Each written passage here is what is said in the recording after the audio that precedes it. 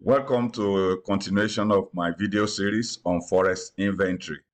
In the past videos, we have looked at what forest inventory means. We have also looked at the procedure for planning forest inventory. And we also emphasize the fact that forest inventory is an activity on the field because it is simply stock taking.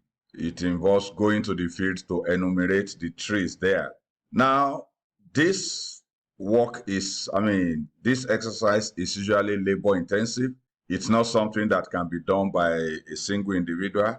So we normally have a crew or several crews, teams of people doing the work. And so in this video, I want to take us through what constitutes forest inventory teams. And that's what we'll be looking at. So we want to look at the composition of inventory teams for forest measurement. Again, my name is Shedrack Akindele. I am a professor of forest biometrics and inventory at the Department of Forestry and Wood Technology, Federal University of Technology, Akure, Nigeria. My email address is stated on the screen there in case you need to contact me. So let's get started. Forest inventory teams. Well, to prepare for field work, that's the forest inventory field work, we need to assemble the team of people that will do the work. Like I've said earlier on, it's not something that can be done by a single person. Now, how many people should we have in our team? Well, this will depend on the extent of work to be done.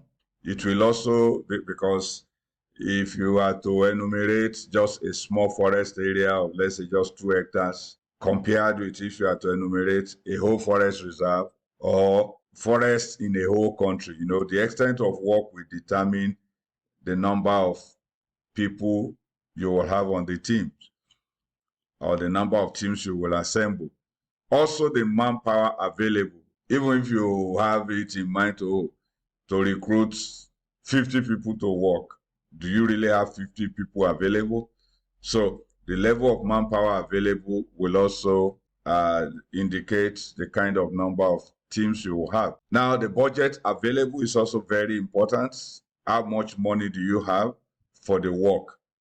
Because if the budget is so tight, then you use fewer number of people than if you have very large budget. Also, the time or duration, time available for the work. How soon do you want the results of the inventory to be out? This is another thing also that will determine the number of teams that you will have on the field. And of course, all these are important considerations. As an inventory specialist, you are planning an inventory work, you need to put all these things in mind. Consider all these things in order to come up with the number of teams you will require. Now, the composition of an inventory team is as shown on our screen here. Ideally, a typical inventory team will consist of the leadership crew, which is usually made of 2 people. I will still give us a breakdown of that. Then you have the cutting crew, you have the enumeration crew, and finally, you have the service crew. So a detailed breakdown of this is on the next slide. Now, in practice, of course, an inventory team normally have fewer number of people with every individual playing multiple roles. So if you look at this composition I have here, leadership crew, I said 2, then cutting crew 6, and then enumeration crew 5, and service crew 6 people. So if you had that all together, it gives you 19. Now, in practice, you may not have up to 19 people sometimes for a particular inventory exercise you want to do. Sometimes you are just 6 in number, sometimes even 5. And so in such instance, you will have many people on the team playing diverse roles. But ideally, what you have on the screen is exactly the ideal that you should have. Now, it is very important to assign roles to every individual, to every person on the team in order to avoid idleness and confusion. This is a very, very important part of forest inventory work. All the people you have assembled to form your team, each person must be given specific role. They must know what task to carry out. If you don't do that, you will end up having a situation where people get to the field and there's a task that somebody should do, and somebody thinks somebody else will do it, and it ends up being that nobody does what everybody thought somebody will do, that kind of thing. So it's very important to assign roles. Now, the next thing you see is that the team, that's the composition of the team, just as you have here broken down. We have the leadership crew, which is made up of the camp leader, who is the overall team leader, is the overall leader of the team, and is assisted by a welfare officer, who is the assistant team leader, and he also leads the service crew. That's the welfare officer leads the service crew. Now, the next is the cutting crew, where you have 6 people. Here you have the compass man. The compass man is the head of the cutting crew. He holds the compass, he gives direction. This is where you have to go, this is how to cut, follow that line. He does that, he gives instructions, because he uses the compass to get the correct bearing that the plot location should be. And then you have the front chain man and pole man. So there's somebody on the team who carries the pole and holds the chain or the tape and leads on in the direction specified by the compass man. Now, somebody else stays behind as the back chain man and pole man too. So he holds the chain or the tape at the back. And so if you have to measure, say, 30 meters, somebody is at the front, another person is holding the tape at the back. Now, in addition to this, you have line cutters, and these are laborers. So the essential role of these people, especially in the tropics where you have a lot of undergrowth, they are the people that pave the way. Once the compass man sights the bearing, the correct bearing, and say, okay, that's the direction, the laborers set out cutting the path, to make a path for the pole men to follow. So that's their job. Now, the next is the enumeration crew. So this is made up of the reloscope man, who leads the crew. So this is the person that handles the reloscope or the AGA altimeter, any of those equipment for measuring height. This person handles it. So he leads the enumeration crew. And together with him, you have the bookkeeper. This is the person that takes record of all the measurements taking place in the field. And then you have the measurers. These are the people that handles the diameter tape, the guide diameter tape, and they go from tree to tree. So they number the trees and then they do the measurement of the diameters.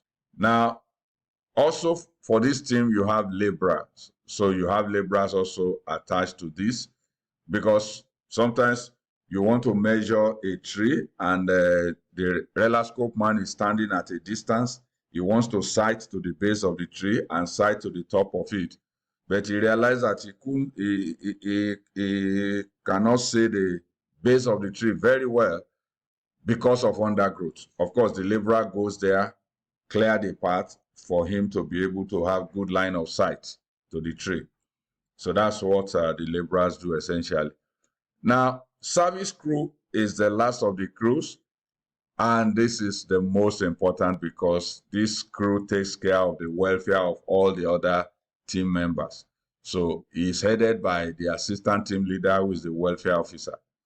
And then the service crew has camp guard, and this is usually a day guard, because when the team have gone to the field, the camp guard stays around in the camp.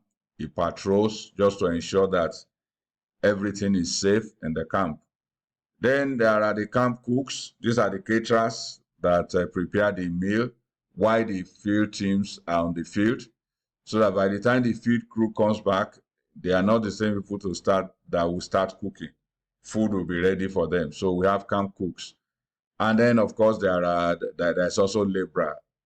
A laborer who helps them in, say, fetching water, getting sticks for firewood and things like that. And of course, the team also has, the crew, service crew, also has the drivers stroke mechanics. These are drivers that have some idea of little maintenance of vehicles. So if the vehicle breaks down right there in the forest, they know at least how to do some little repairs. So they are driver mechanics. And it's important that they are available there with the team, because when the caterers wants to go to the markets, maybe in another community or in the town, to buy stuff to use, the driver should be handy, should be readily available to do that. If there's an emergency and a member of the team needs to be rushed to the nearest health facility, the driver should be there with the vehicle ready to do that. So every one of the people on this team has very important role to play. And in this slide, I've indicated the responsibilities. So the leadership crew, made up of the team leader and the assistant, they are to provide leadership for the entire team, and they are to allocate responsibilities to the various members of the inventory team. They are also to determine the precise location to work and the amount of work to be done. So, because the leaders take responsibility, where are we to lay our plot? The leadership takes the team there to say, okay, this is where we are to lay the plot, we are to start our transit here, we are to do this, we are to do that. So they provide all that. They also liaise with the communities to ensure their cooperation and safety of the team. Yes, that's another aspect of the work of the leadership. Before even the team goes into the field, they are there in the community, sensitizing the community, enlisting their support and cooperation for the work, so that there will be no crisis when the team is there working on the field. Now, the cutting crew, essentially, their own job is to, under the leadership of the compass man, they are responsible for plot location.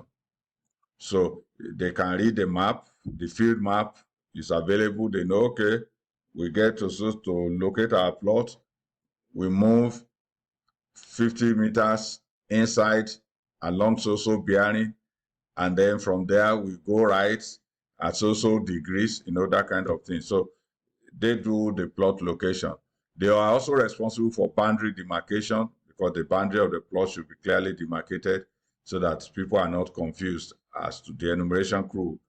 They are not confused as to which tree is inside the plot, which tree is outside the plot. So the cutting crew helps in demarcating the plot boundary. And they're also responsible for making access routes to the plot. So moving from one plot to the other, of course, you need access routes, and the cutting crew helps in making that possible. Next is the enumeration crew. Each team, the enumeration crew actually is usually coordinated, like I said, by the man handling the spicorella scope or the AGA altimeter. And they are charged with the responsibility of identifying the trees. So there should be a taxonomist on that crew if they are working in natural forest. But if they are working a plantation, even a plantation, they don't need a taxonomist, because all the trees there are the same and they are known. And so they identify the trees to be measured, and they also measure the trees and record the data in the field recording sheets or field enumeration sheets. Also, is the responsibility of this crew, that's the enumeration crew, to record data on soil characteristics in case we are collecting data on soil. They do the collection of this data, they record, and they also serve as control crew for other enumeration crew. Yes, this is important. When you are carrying out work that involves very large area, and you have quite a number of teams, because it's possible to have more than just one inventory team. And you may have several teams working in different parts of the forest or of the country. Now there is the need oftentimes to validate the data they have collected, the enumeration work they have done.